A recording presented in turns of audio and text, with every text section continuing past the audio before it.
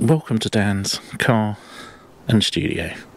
Today I'm going to be reviewing my giant Entour E+1 e-bike, which I've had for just over a year now.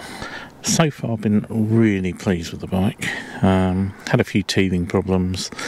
I think it's just really getting it running. I haven't had a new bike for years, so probably just me, to be honest. But since I've sort of ridden it, oiled it, serviced it myself and cleaned it up, it's been running really well, and I've been really pleased with it. I've actually fitted the speed mod to it, which actually deregulates the 16 mile/hour limit, which means with my size and weight I can get up to about 24-25 miles per hour, but it just makes it a hell of a lot easier on the hills.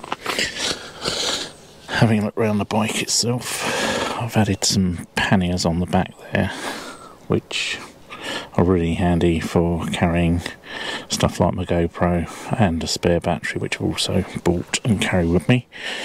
I've added the rear light, which actually acts as a brake light as well. I'll put a link to that so you can pick one up if you want to. Got the Ebike lock there, which is essential on a bike like this. The other thing I've added are these wing lights,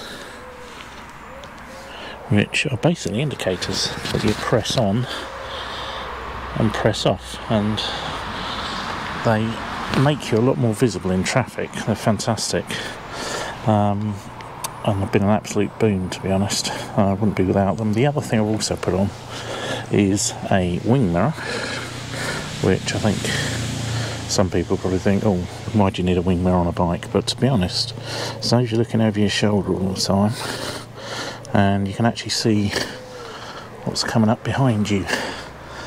So as I say, so far I've been really pleased with the overall performance of it.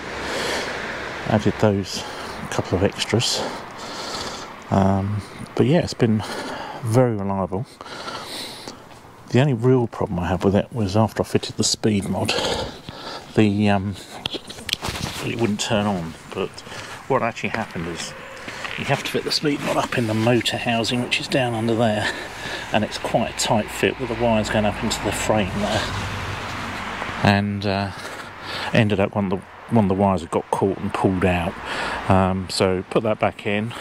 Worked fine for probably 2 months, and then I had a similar problem going over some bumpy ground where I just kept losing power, and again when I took it apart one of the connections had come loose, so I actually ended up taking it all out again, refitting all the connections really tight and re-inserting them into the frame, and since then it's been perfect. Right, when you initially power on with the mod fitted, the bike will go into normal mode. If you hit the walk button, which is the bottom one, and then the plus button, it'll then display 6.1 on the display, which means the mod is turned on. You then hit the down button and you're ready to go. Basically I always write it in Sport Plus, because that is giving you the most assistance. You've got a few modes on here. You've got Sport Plus, you've got Sport, you've got Normal, you've got Eco Plus and Eco, and obviously Off. There's also an Auto mode, which will select the gears for you. I did ride it in that for quite a while, which is pretty good. I mean, it does select the gears fairly correctly, but if you want maximum assistance, and why wouldn't you with an e-bike, then I'd stick it in Sport Plus.